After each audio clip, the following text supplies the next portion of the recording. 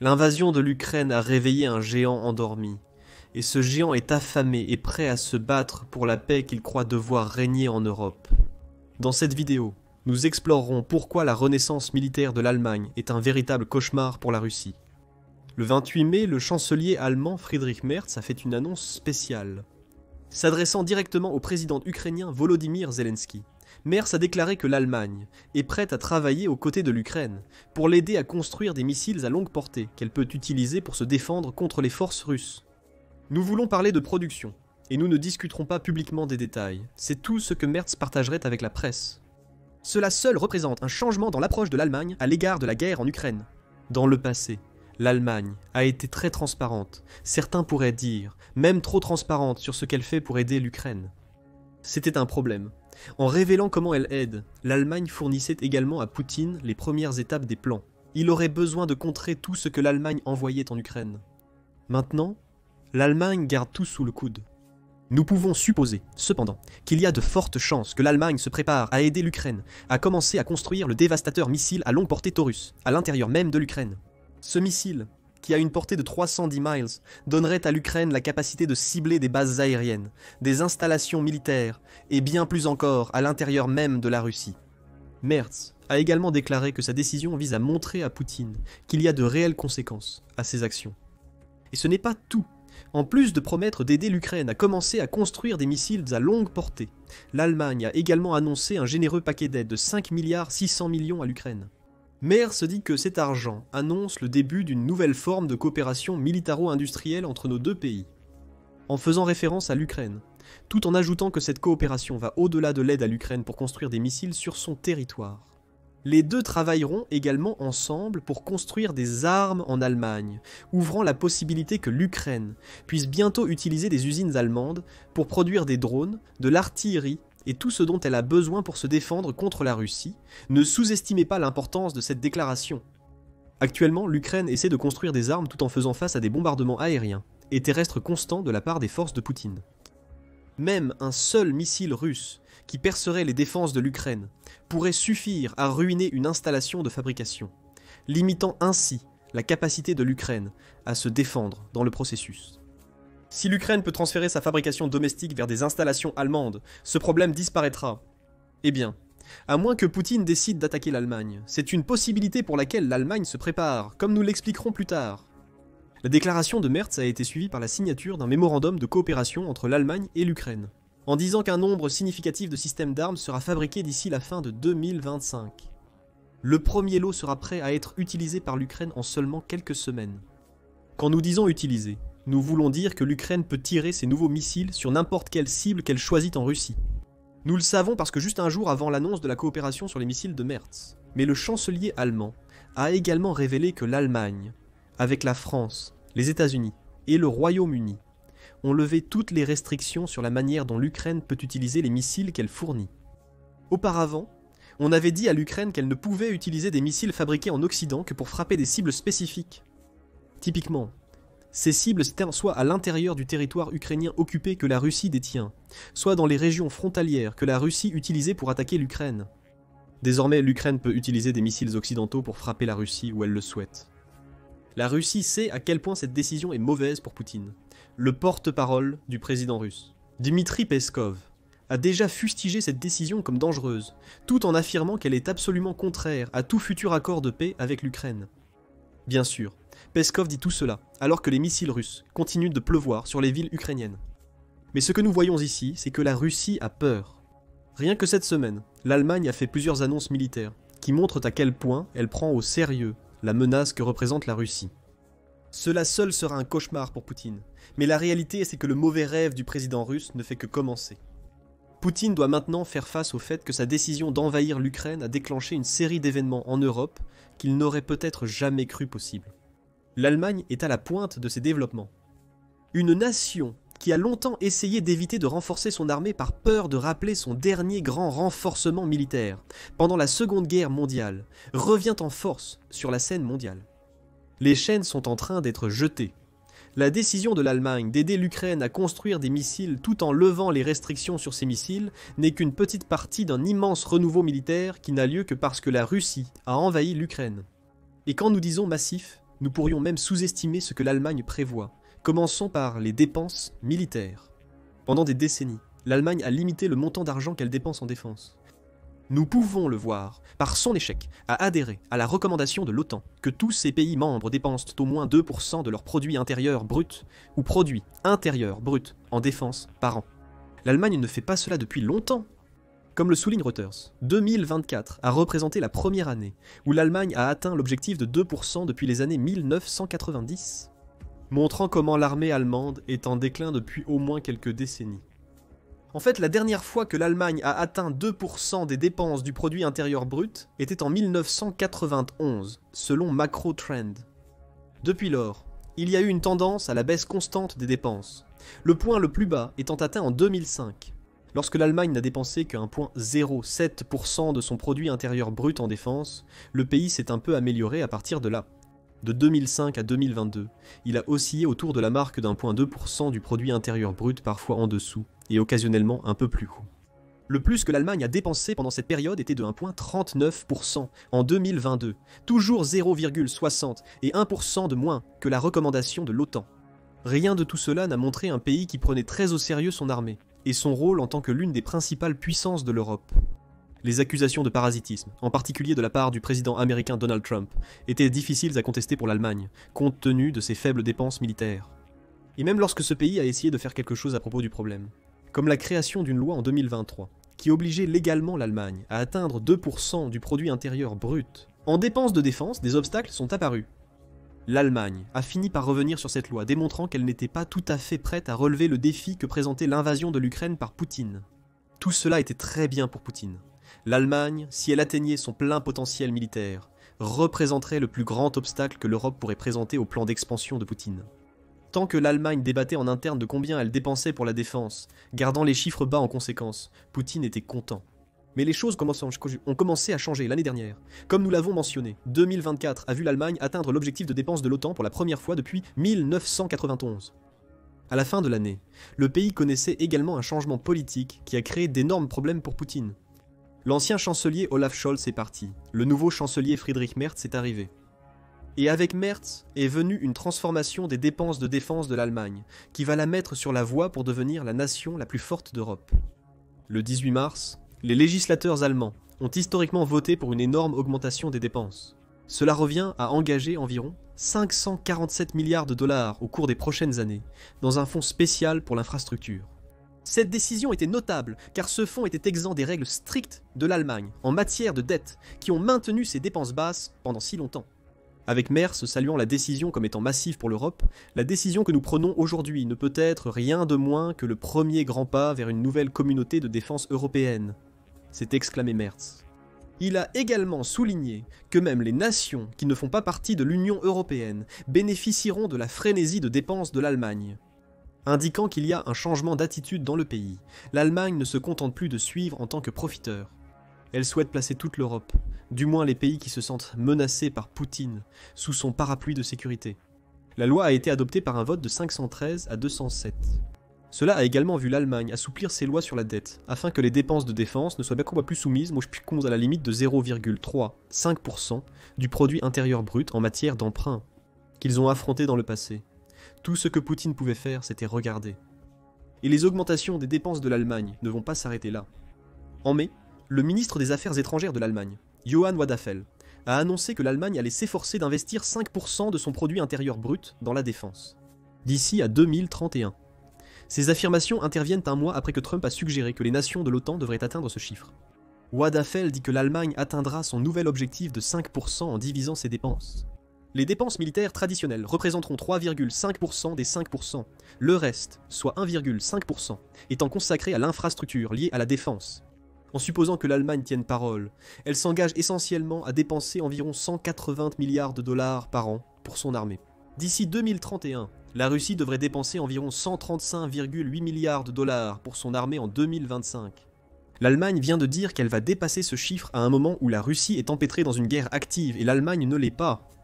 Bien sûr, dépenser beaucoup d'argent ne signifie pas grand-chose si cet argent n'est pas bien dépensé. L'Allemagne semble avoir couvert cet aspect de sa renaissance militaire. Selon Forbes, les centaines de milliards de dollars que l'Allemagne s'engage à consacrer à son armée permettront essentiellement une refonte complète de la Bundeswehr. L'Allemagne va acheter plus de véhicules blindés, construire de nouvelles batteries de défense aérienne, créer plus de navires de guerre et même lancer plus de satellites espions en orbite terrestre. Elle prévoit également d'investir massivement dans l'intelligence artificielle et équipera ses soldats de brouilleurs radio qui pourront être utilisés pour dévier les drones et les missiles russes de leur trajectoire. L'Allemagne prévoit également d'ajouter environ 20 000 nouveaux soldats à sa force actuelle de 180 000, ce qui lui permettra également de créer une brigade mécanisée qu'elle pourra stationner en Lituanie. Un État balte est un allié de l'OTAN et l'un des plusieurs pays qui craignent d'être les prochains si la Russie réussit son invasion de l'Ukraine. En tout, Forbes dit que les nouvelles dépenses financeront une douzaine de nouvelles initiatives qui se combinent toutes pour renforcer l'armée allemande. Ajoutez à cela des dépenses d'infrastructures qui semblent être conçues pour faire de l'Allemagne le hub central de l'OTAN pour une éventuelle future guerre avec la Russie.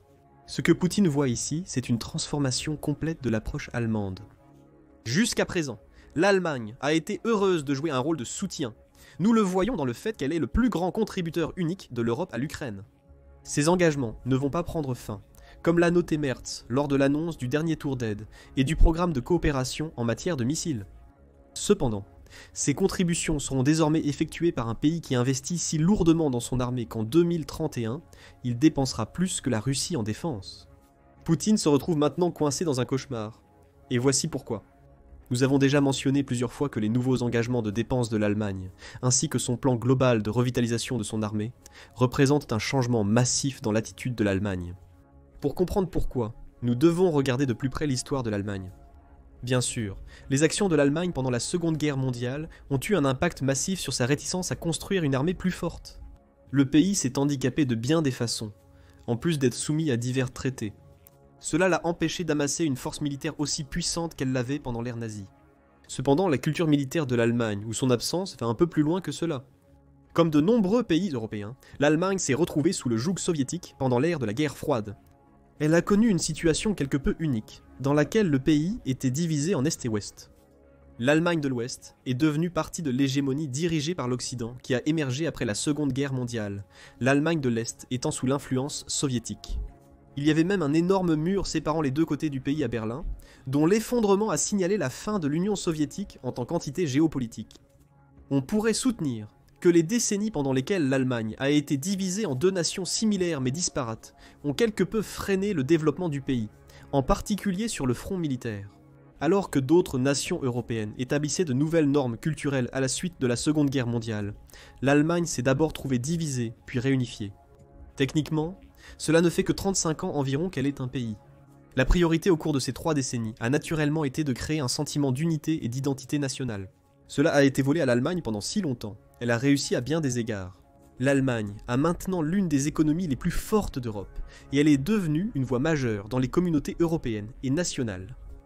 Cependant, on pourrait soutenir que cette intense concentration sur la diplomatie et la reconstruction d'une identité nationale a conduit à un retard militaire de l'Allemagne. Nous avons même eu des signes de cela pendant les premières années de la guerre en Ukraine. Comme le retrait de la loi, qui aurait obligé l'Allemagne à dépenser 2% de son produit intérieur brut pour la défense. Les divisions existaient toujours, seulement cette fois. Cela se produisait non pas à cause de l'Union soviétique, mais parce que l'Allemagne était incertaine de la réponse qu'elle devrait apporter à la néo-Union soviétique que Poutine essaie de créer. Avec toutes ces récentes annonces militaires, l'Allemagne semble enfin avoir trouvé une voie à suivre, et c'est une voie hors des cauchemars de Poutine. Là où le dirigeant russe aurait pu espérer continuer à favoriser la division en Allemagne pour l'empêcher d'atteindre son potentiel militaire, l'Allemagne a au contraire pris la direction opposée. Stratégiquement, elle laisse l'histoire derrière elle, tant en termes de ses actions pendant la Seconde Guerre mondiale que de la division Est-Ouest de l'Allemagne dans le passé. Le réarmement massif que nous observons aujourd'hui fait partie du démantèlement des tabous historiques et fiscaux qui ont tourmenté l'Allemagne pendant des décennies. Cela représente essentiellement un changement de culture, une Allemagne qui est à nouveau prête à se militariser parce qu'elle est convaincue qu'elle le fait pour toutes les bonnes raisons. Nulle part, ce changement culturel n'est plus visible que chez les jeunes en Allemagne. Le 31 mars, la British Broadcasting Corporation a publié un article dans lequel elle citait plusieurs jeunes Allemands, exprimant leurs opinions sur la renaissance militaire de leur pays. Charlotte Kreft, une jeune fille de 18 ans qui avait auparavant des vues pacifistes, semble refléter l'humeur générale dans le pays. Pendant très longtemps, Nous pensions que la seule façon de compenser les atrocités que nous avons commises pendant la Seconde Guerre mondiale était de veiller à ce que cela ne se reproduise jamais. Et nous pensions que nous devions nous démilitariser, dit-elle à la British Broadcasting Corporation. Mais maintenant, nous sommes dans une situation où nous devons nous battre pour nos valeurs, la démocratie et la liberté, et nous devons nous adapter. Son point de vue est partagé par un autre jeune nommé Ludwig Stein, qui dit qu'il y a beaucoup d'Allemands qui se sentent toujours étranges face aux gros investissements dans notre armée. Mais je pense qu'en considérant les choses qui se sont passées ces dernières années, il n'y a pas d'autre véritable option. C'est là que réside le cauchemar pour Poutine. Son invasion de l'Ukraine a poussé l'Allemagne à réaliser qu'elle n'est pas le pays qu'elle était, à l'approche de la Seconde Guerre mondiale, et certainement pas la nation divisée sans véritable identité, qu'elle est devenue dans les années qui ont suivi. L'Allemagne est plutôt un parangon de la démocratie européenne. Elle l'a prouvé à maintes reprises, à travers son travail avec l'Union européenne, l'OTAN et ses nombreux partenaires. Peut-être pourrait-on dire que la renaissance militaire de l'Allemagne est un signe certain que la nation s'est enfin pardonnée pour son passé. Le reste de l'Europe l'avait déjà fait, et maintenant, l'Allemagne se prépare activement à un combat contre la Russie. L'investissement massif réalisé dans la Bundeswehr le prouve, tout comme la rhétorique qui émane de l'Allemagne.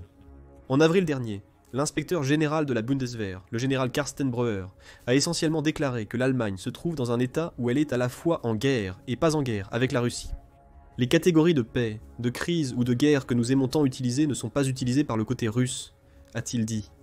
La Russie voit la guerre comme un continuum et utilise donc des mesures qui peuvent déjà ressembler à la guerre, mais qui probablement ne sont pas encore la guerre. Breuer fait référence aux nombreuses attaques hybrides que la Russie utilise pour perturber ses ennemis, qui vont des cyberattaques à la coupure des câbles sous-marins. Ainsi, un état est produit qui n'est plus complètement la paix, mais pas non plus complètement la guerre. Et c'est dans cette zone grise que nous opérons, également en ce qui concerne la Russie, conclut Breuer. Le message à Poutine est que l'Allemagne n'est plus complaisante. Elle voit ce que la Russie fait pour semer des graines de discorde en Europe, et même au sein de l'Allemagne elle-même. Si la Russie veut créer cet état d'incertitude militaire perpétuelle, l'Allemagne sera prête si cet état évolue vers un état plus proche de la guerre traditionnelle. Merz le rend également clair. Le 14 mai, il a annoncé son intention de transformer l'armée allemande en la plus forte que l'Europe a à offrir. Le gouvernement fédéral fournira toutes les ressources financières dont la Bundeswehr a besoin pour devenir l'armée conventionnelle la plus forte en Europe, a déclaré Merz. C'est plus qu'adéquat pour le pays le plus peuplé et économiquement le plus fort en Europe. Nos amis et partenaires attendent également cela de nous, et qui plus est, ils le demandent réellement. Quelques jours plus tard, les nouveaux budgets dont nous avons parlé plus tôt dans la vidéo ont été annoncés. Cette citation résume également l'évolution de l'attitude de l'Allemagne envers son armée. La contrition n'est plus à l'ordre du jour. L'Allemagne est prête à assumer le rôle de leader européen, que lui demandent les pays contre lesquels elle a combattu par le passé. Elle n'y est pas tout à fait encore, bien que l'Allemagne ait finalement atteint l'objectif de 2% du produit intérieur brut de l'OTAN en 2024, la plaçant en 4e position, derrière seulement les États-Unis, la Chine et la Russie en termes de dépenses militaires. Des décennies de sous-investissement ont causé des problèmes au sein de l'armée allemande. Global Firepower, qui classe annuellement 145 nations en fonction de leur puissance militaire, place l'Allemagne en 14e position en 2025. Cela la place en dessous d'autres partenaires européens, tels que la France, le Royaume-Uni, l'Italie et la Turquie. L'objectif de l'Allemagne est maintenant d'investir lourdement et judicieusement, pour d'abord se mettre à égalité avec ces autres nations, puis dépasser leurs forces. Et c'est le cauchemar de Poutine. En un mot, eh bien, des pays comme la France et le Royaume-Uni prennent déjà la Russie au sérieux et se livrent à leur propre renforcement militaire. Avec une puissance ressurgente comme l'Allemagne qui les rejoint, la perspective que Poutine envahisse davantage l'Europe au-delà de l'Ukraine comporte beaucoup plus de risques. La Russie ne se battra pas contre une Europe divisée. Il fera face à presque tout un continent uni avec une Allemagne plus forte qu'elle ne l'a été depuis la Seconde Guerre mondiale. Et après l'Ukraine, avec son armée déjà affaiblie, c'est une force que Poutine ne peut espérer vaincre. Mais que pensez-vous du cauchemar que crée pour la Russie la renaissance militaire de l'Allemagne? Est-ce un cauchemar dont Poutine peut se réveiller? Peut-être en raison de l'Allemagne, qui renonce à ses grandes revendications. Ou les roues sont-elles là? Sont-elles irrévocablement en mouvement pour que l'Allemagne se transforme en la force militaire dominante qu'elle a été dans le passé? Faites-nous part de vos réflexions dans les commentaires, et n'oubliez pas de vous abonner à The Military Show. Pour plus de vidéos couvrant la renaissance militaire de l'Allemagne, allez maintenant voir le retour massif de l'armée allemande, ou cliquez sur cette autre vidéo à la place.